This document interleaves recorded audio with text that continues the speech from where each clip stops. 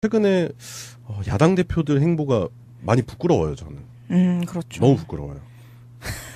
그래서 각 야당 대표들이 어떤 부끄러운 일들을 하고 그러는지 그 부끄러운 지점을 한번 짚어보는 시간을 갖도록 할 건데요. 최근에 당대표가 되셨죠. 안철수 대표 얘기를 해보겠습니다. 당대표 되자마자 이제 급격한 태세 전환을 또 해가지고 네. 신적폐 막 운운하면서 홍준표랑 뭐가 다른가 싶기도 한데요. 제가 오늘 방송하려고 오다가 아직까지 그 플랜카드가 붙어있더라고요. 고 김대중 대통령의 정신을 우리가 이어가겠습니다 하고 더불어민주당인가? 봤더니 국민의당이야. 일단 봤어. 하여튼 오래 걸려있으니까 좀 특이하잖아요. 그래서 그렇게 김대중 대통령 정신을 계승한다는 당 대표가 홍준표 대표를 만나가지고 그거는 좀 말이 안 되죠. 군부에 돌을 던지는 그 정신으로 지지율 70%가 넘는 정부에 지금 돌을 던지고 그거 하나만은 그 비슷하죠. 정신. 네, 그 정신을 받겠다는 것 같은데 다윗과 골리앗이야. 미친 거죠. 저는 다윗이 되겠습니다. 어쨌든 안철수가 뽑히는 거가 당이 내세우던 정치를 어쨌든 바꿔보겠다는 그런 거를 다시금 이제 하겠다는 걸로 보여져서 네. 아주 약간 당 지지율이 살짝 올라갔어요. 6.7%를 딱 찍고 이렇게 갑자기 태세 전환하면서 네. 청와대를 비판하기 시작하면서 다시 0.5% 하락해버려서 6.2%로 내려앉았는데요. 네. 또다시 예전처럼 MB 아바타라고 비아냥거리는 걸 자기도 알면서도 네. 또다시 거기로 돌아가는 거죠. 홍준표도 친이계잖아요. 그렇죠. 그렇죠. 네. 홍준표 친이계고 안철수는 아바타입니까? 라고 의혹이 많았었던 사람이고 네. 그러다 보니까 둘의 만남이 그런 부분으로 따져본다면 자연스러운 거 아닌가 싶기도 하고. 네. 차이가 없어져가죠, 점점. 안철수가 지금 서울시장 적합도가 10% 남짓이더라고요. 그 뭐 지금 서울시장 적합도 조사한 거 나왔는데 1위가 박원순 시장 얘기 나왔고 그다음에 2위가 이재명 성남시장이에요. 저는 안철수 대표가 서울시장에 나올 거라고 확신합니다. 나와주셨으면 좋겠어요. 제발 나와주세요. 왜요? 약간 그러니까 안철수 현상이라고 했었잖아요. 2011년부터 토크 콘서트 하고 저는 그때부터 안철수를 반대했던 사람인데 그 안철수에 대한 열망이 엄청 뜨거웠었잖아요.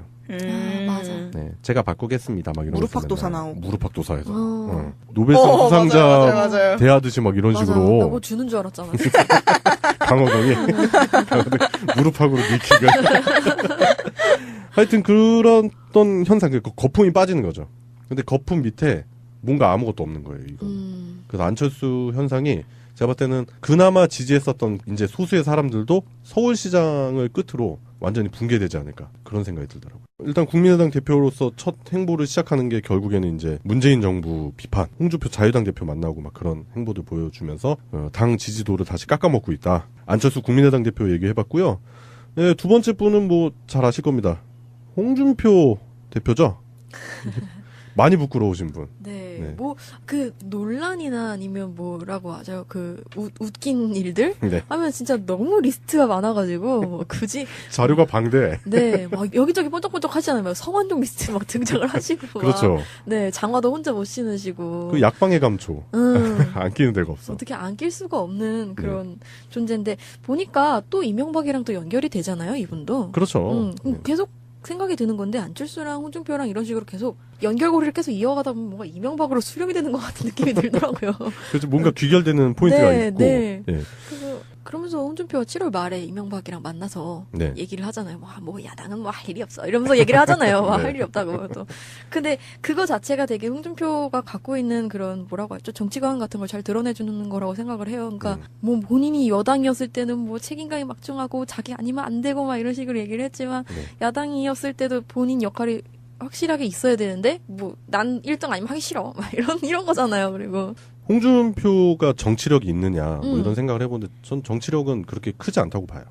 정치력보다는 쇼맨십은 강한데 정치력은 크지 않다. 근데 그거 가지고 오래 버텨온 거 보면은 한국 정치판이 뭐 그렇게 건강하지 않다. 그러니까 인재가 없네요. 네. 그리고 뭐 이제 TK, PK 정서도 짚어봐야 되는 부분도 있고 그 정치력은 별로 없는데 쇼맨십이 강하다. 그래서 그런 걸로 버틴다. 그런 것 같아요. 뭐 그렇게 큰 히트를 치지는 못할 것 같아요. 제가 봤을 때는. 왜냐면은 그 자유당 내에서도 홍준표에 대한 그런 지지도가 그렇게 높지 않다라고 생각이 들고 오히려 그때 류여애가 됐으면은 뭔가 좀 반전의 기회가 있지 않았을까 그런 생각이 들더라고요. 제가 젊은 사람들한테 안 먹히나 봐요. 아니, 최근에 제가 그 즐겨보는 유튜브가 있는데 네. 거기 메탈 3대장이라고 나왔어요. 그 합성하는 게 있어요. 메탈 3대장. 거기 이제 류여애 안철수, 그다음에 고승덕 세 분의 목소리를 믹스해가지고 우와. 음악으로 승화시킨 게 있는데 와, 웃기겠다. 네, 제가 방송 끝나고 한번 들려드릴게요. 예, 그래요. 이제 홍준표 당대표 뭐 지푸나 마나한 사람인데 짚어봤고요. 그리고 최근에 진퇴양난의 위기에 빠지신 분이죠. 저는 정말 몰랐어요. 이해훈 대표. 네. 근데 그 바른정당이 내세우는 진정한 보수 개혁이 굉장히 흔들리고 있죠, 지금. 그렇죠. 빚쟁이라고. 이게 어떤 일인지 잠깐 설명하면 네. 그 어떤 분이 YTN을 통해서 이해훈 대표가 지난 20대 총선에 당선되면 사업 편의를 봐주겠다고 얘기를 해가지고 15년부터 지난 3월까지 현금과 명품에 상당한 금품을 건넸다 이렇게 밝혔어요. 언론을 통해서. 근데 거기서 뭐 해명이 아까 말씀하신 것처럼 아무 대가성이 없었다. 오고 가는 돈들은 다 빌려 쓰고 갚은 거다. 이렇게 해명을 했는데 이게 여기서 끝나지 않고 또 바로 그 A씨가 역반박을 하면서 이게 굉장히 화두에 오르고 있어요. 그 해명을 보면은 의문점들이 굉장히 많아요. 그래서 첫 번째는 뭐 개인적으로 빌려 쓰고 갚은 거다라고 얘기를 하는데 차용증이 있으니까 보여줄 수 있다 이런 식으로 얘기를 했는데 보여주지 않았어요. A씨가 이거는 빌려준 돈이 아니고 이렇게 뇌물처럼 준 돈이다라고 하면서 전체 내역은 아닌데 그 백화점에서 뭐를 사고 그거를 이해훈 대표가 뭔가로 바꿨다는 그런 내용이 담긴 잠깐. 문자 메시지 같은 거를 현금화시 그 깡한 거 아니야? 깡. 뭐야? 깡을 하고 앉았어. 명품 깡이야? 뭐야? 그러니까 그 명품을 다 돌려줬다고 얘기했잖아요. 변명할 때는. 그래요. 네, 근데 아직까지 돌려받지 못했을 뿐만 아니라 네. 그 감사 인사가 담긴 이해훈 대표와의 문자 메시지를 근거로 제시를 했대요. 그러니까 여기는 어느 정도 증거가 조금씩 A씨는 바로바로 주고 있는데 이해훈 대표는 뭐 차용증 있어요 이래놓고 그냥 가만히 보여주지도 않고. 네, 원래 그 네. 1년 전부터 금품 수수 이런 내역이 있는지를 조사를 하고 있었는데 이게 그냥 스무스하게 그냥 쭉 해오던 거였지만 이 A씨가 31일 날 이거 조사를 해달라고 이렇게 바로 얘기를 해서 이제 본격적으로 조사를 시작할 거래요. 그래서 금방 아마 밝혀지지 않을까 하고 있고 그리고 이거 뭐 돈이나 명품 같은 거 외에도 대가성 네. 같은 게 있잖아요. 근데 이것도 전혀 누구로 소개해주거나 그런 적이 없다고 했는데 A씨는 사업을 도와준다고 실제로 대기업 임원과의 만남을 주선을 해줬다고 하면서 그 조찬을 약속하는 그런 네. 문자 메시지도 보여줬대요. 네. 그러니까 A씨는 근거가 조금씩 나오는데 이해훈 대표는 그냥 아니다라고만 얘기를 하고 그러니까 있는 거죠. 반박 논리에 근거가 없다. 언론 플레이만 하고 있는 상황인 것 같은데. 네, 심지어 사기성이 짙은 인물이라고 자기가 사기를 당한 거라고 막 그런 식으로 지금 A씨를 몰아가고 있대요. 근데 저는 그런 생각이 드는 게 이해훈 대표가 지난 촛불 전국에 은근히 세탁이 많이 된 사람이에요. 맞아. 그다음에 국조에서도 활약하면서 조윤선이랑 뭐 예전에 라이벌이었다 막 이러면서 약간 선한 이미지로 많이 치환이 되던 사람이었는데 그런 걸 싫어하는 사람들이 있겠죠. 보수 쪽에서. 이해훈이 쟤 왜 저래? 그리고 또 바른정당 대표야. 그런 게 싫은 거야. 바른정당을 노리는 사람들 아니면 바른정당 내부에서 우리의 원래 색깔을 찾기를 원하는 사람들이 봤을 때는 이해훈이 싫은 거지. 유승민 아니야. 에이, 그건 아닌 것 같고 혼자 생각을 많이 해봤어요. 요즘 최근에 이해훈 대표의 이런 일들에 대해서 한번 생각을 해봤는데 자기들이 원하는 색깔의 바른정당으로 다시 가져가기 위해서 바른정당의 파란 색깔을 빼고 빨간색을 넣고 싶은 사람들이 있겠죠. 치기 제일 좋은 게 뇌물죄 아니겠습니까? 그죠. 아무런 연관 없는데요. 유승민이 28일에 당에서 첫 당직을 맡았어요. 뭐야? 재외국민위원회 위원장. 그래요? 아무 관련 없어요. 그냥 아무 관련 없는데 해본 얘기예요. 잘라요. 뭐 하여튼 그런 추측도 한번 해봤어요, 저는. 네. 추측도 해봤는데 그냥 추측이겠지, 뭐. 설마 그러겠어. 경찰이 수사에 착수한 게 지난해 7월부터인데 후원단체로부터 별도 계좌로 수천만 원대 금품을 받아서 정치자금법을 위반한 혐의로 이게 대표 주변 인물들부터 압수수색을 하고 이렇게 통신 내역을 조회하면서 이렇게 수사를 벌여오고 있었다고 해요. 근데 이제 31일 날 보강 수사를 지시하면서 수사가 되게 급속도로 진행될 거라는 얘기가 있어요. 제가 봤을 때 뭐 당대표 자리에서는 물러나지 않겠나. 수순이 그렇게 갈 것 같고 그러다가 이제 뭐 구속될 수도 있는 그런 상황이고 이해훈 대표 과거에 그런 거 있었잖아요. 극단 여의도에서 환생경제라는 연극에서 활약하셨잖아요. 초선 의원 때. 그러면은 저희는 그냥 이렇게 팔짱 끼고 이렇게 팝콘 와자와자 먹으면서 둘의 싸움을 지켜보기만 하면 되는 건가요? 뭐 그런데 이제 그 이후의 사태에 대해서 잘 봐야죠. 그래서 네. 바른정당이 어떤 쪽으로 흘러갔는지. 뭐 또 슬슬 나오잖아요. 뭐 지방선거 앞두고 야당 대표들 합종 연행. 좋잖아. 갑자기 얼굴 보여주고.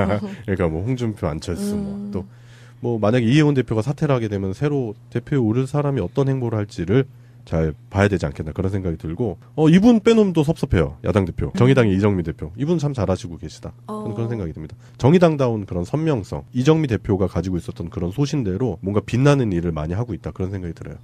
그리고 지난 촛불 때 제가 어떤 행사에서 봤는데 이분의 진정성을 딱 느낄 수 있는 장면이 있었어요. 그러니까 보통 그런 행사에 오면은 좀 꾸미고 오잖아. 의원인데 현직 의원인데 그죠. 좀 꾸미고 오잖아. 근데 옷은 이렇게 좀 그 행사에 어울리게 정장을 입으셨는데 등산화를 신고 오셨더라고. 왜 등산화 신고 오셨냐고 그랬더니 오늘 하루 종일 걸어야죠. 딱 그러면. 진짜 그 정의당 색깔이죠. 그러니까요. 근데 전 정의당 당원이 아닙니다. 근데 그 부분은 멋있었다고. 예, 그러니까 저는 정의당 당원이 아니에요. 이거 밝히고 말씀드리는데. 그 이정미 당시 의원의 그런 진정성 우리가 볼 수 있었던 거죠. 그래서 지금 대표로서의 행보도 잘하고 있지 않나. 그런 생각이 듭니다. 받겠다는 것 같은데. 다윗과 골리앗이야. 미친 거죠? 저는 다윗이 되겠습니다. 어쨌든 안철수가 뽑히는 거가 당이 내세우던 정치를 어쨌든 바꿔보겠다는 그런 거를 다시금 이제 하겠다는 걸로 보여져서 네. 아주 약간 당 지지율이 살짝 올라갔어요. 6.7%를 딱 찍고 이렇게 갑자기 태세 전환하면서 네. 청와대를 비판하기 시작하면서 다시 0.5% 하락해버려서 6.2%로 내려앉았는데요. 네. 또다시 예전처럼 MB 아바타라고 비아냥거리는 걸 자기도 알면서도 네. 또다시 거기로 돌아가는 거죠. 홍준표도 친이계잖아요. 그렇죠. 그렇죠. 네. 홍준표 친이계고 안철수는 아바타입니까? 라고 의혹이 많았었던 사람이고 네. 그러다 보니까 둘의 만남이 그런 부분으로 따져본다면 자연스러운 거 아닌가 싶기도 하고. 네. 차이가 없어져가죠, 점점. 안철수가 지금 서울시장 적합도가 10% 남짓이더라고요. 그 뭐 행보를 시작하는 게 결국에는 이제 문재인 정부 비판, 홍준표 자유당 대표 만나고 막 그런 행보들 보여주면서 당 지지도를 다시 깎아먹고 있다. 안철수 국민의당 대표 얘기해봤고요. 네, 두 번째 분은 뭐 잘 아실 겁니다. 홍준표 대표죠. 많이 부끄러우신 분. 네. 네. 뭐, 그, 논란이나 아니면 뭐라고 하죠. 그, 웃긴 일들? 네. 하면 진짜 너무 리스트가 많아가지고, 뭐 굳이. 자료가 방대. 네. 막 여기저기 번쩍번쩍 하시잖아요. 막 성완종 리스트 막 등장을 하시고. 그렇죠. 막. 네. 장화도 혼자 못 신으시고. 그 약방의 감초. 안 끼는 데가 없어. 어떻게 안 낄 수가 없는 그런 존재인데, 보니까 또 이명박이랑 또 연결이 되잖아요. 이분도. 그렇죠. 계속 생각이 드는 건데 안철수랑 홍준표랑 이런 식으로 계속 연결고리를 계속 이어가다 보면 뭔가 이명박으로 수렴이 되는 것 같은 느낌이 들더라고요. 그래서 뭔가 귀결되는 포인트가 네, 있고. 네. 예. 그래서 그러면서 홍준표가 7월 말에 이명박이랑 만나서 네. 얘기를 하고 지금 서울시장 적합도 조사한 거 나왔는데 1위가 박원순 시장 얘기 나왔고 그다음에 2위가 이재명 성남시장이에요. 저는 안철수 대표가 서울시장에 나올 거라고 확신합니다. 나와주셨으면 좋겠어요. 제발 나와주세요. 왜요? 약간 그러니까 안철수 현상이라고 했었잖아요. 2011년부터 토크 콘서트 하고 저는 그때부터 안철수를 반대했던 사람인데 그 안철수에 대한 열망이 엄청 뜨거웠었잖아요. 맞아. 네, 제가 바꾸겠습니다. 막 이런 무릎팍도사 나오고. 무릎팍도사에서 노벨상 수상자 맞아요. 대하듯이 막 이런 맞아. 식으로 나 뭐 주는 줄 알았잖아. 강호동이 무릎팍으로 밀키가 하여튼 그런 어떤 현상, 거품이 빠지는 거죠. 근데 거품 밑에 뭔가 아무것도 없는 거예요, 이거.